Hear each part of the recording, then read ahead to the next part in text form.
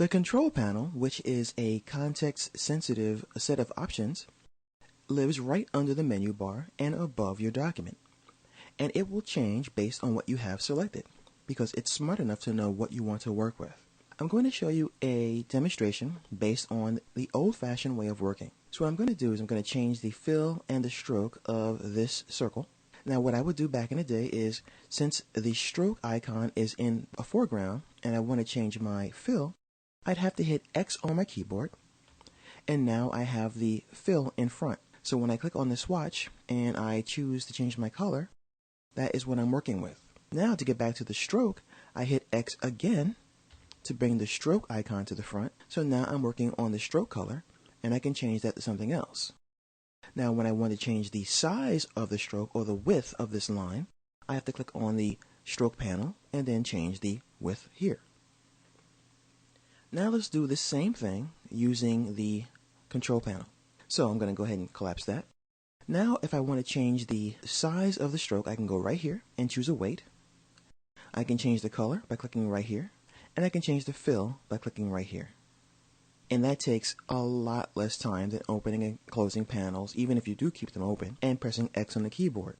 So it's context sensitive and it knows what you need to work with. There are also other options up here, such as the ability to change your brush, the style you're working with, the opacity, and more.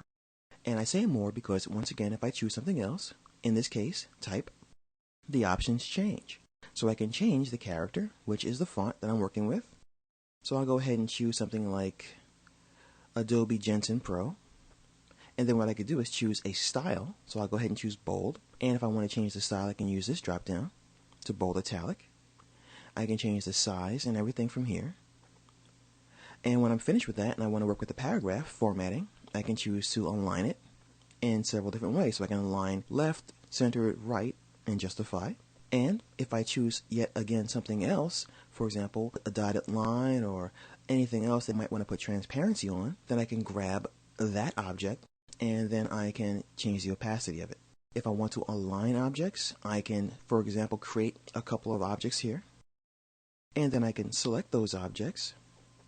And then I can choose the align tools or the transform tools. So the control panel is going to be a one-stop shop for you to go to time and time again, as opposed to opening and closing panels, if that's what you do when you have a smaller monitor.